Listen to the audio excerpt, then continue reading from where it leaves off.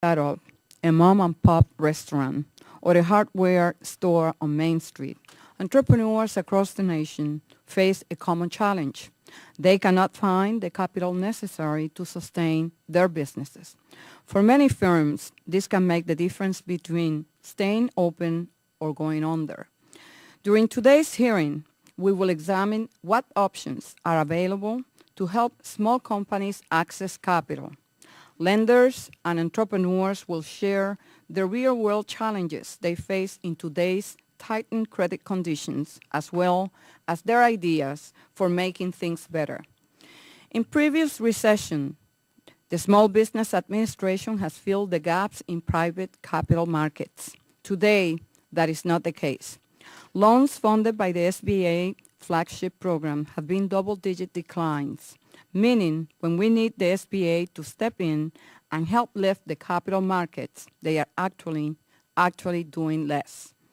This is a result of poor policy decisions and a lack of funding at the agency over the last 8 years, finally taking its toll on the programs. The American Recovery and Reinvestment Act has helped lay the foundation to start turning things around. The new law made loans less expensive for borrowers, putting more money in the hands of small firms. It also gives banks greater incentives to lend by increasing the percentage of a loan the government will guarantee.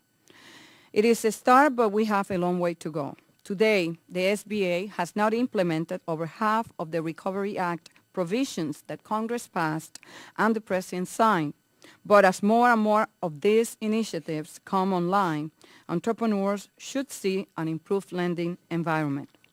Even with these steps, small businesses are still finding it difficult to secure credit. Overall, lending is down over 50%.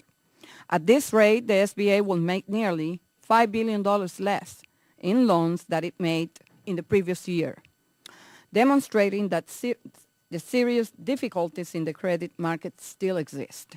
How we overcome these challenges will be an important part of today's discussion. All options are on the table in finding a solution to these very real problems.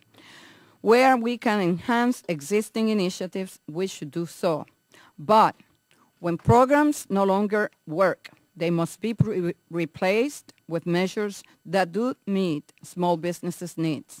No initiative should continue simply because of a special interest. The only measurements should be, do these programs serve small businesses? And do they help small firms access capital? If we cannot answer yes to both of those questions, then we have to ask, why are they here? Our goal must be to expand options for small businesses seeking financing. As with healthcare, in many communities, entrepreneurs have only one or two options for lending. That is, no real competition, and it doesn't give firms the flexibility they need to realize their potential, grow, and create jobs. Ultimately, the full range of small businesses' capital needs must be met, from the micro borrower who needs a few $1,000s to the high-growth company seeking equity investment. No such menu of choices exists today, and the options are becoming more limited. By the end of last year, venture capital was down 26%. Venture capital was instrumental to the role technology played in turning the economy around in the 1990s, and it will be just as important today as it was a decade ago. In creating paths to capital for small firms, we have our work cut out for us. If we have learned anything in recent years, it is that ensuring the capital markets function smoothly requires a robust public-private partnership.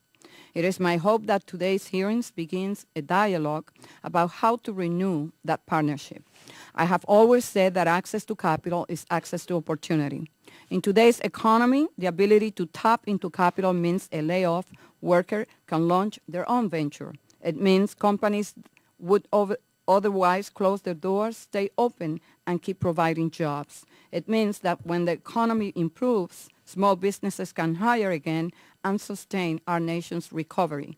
I thank our witnesses for taking time of their busy schedule and companies to be here with us today. And now I yield to the ranking member, Mr. Graves, for his opening statement.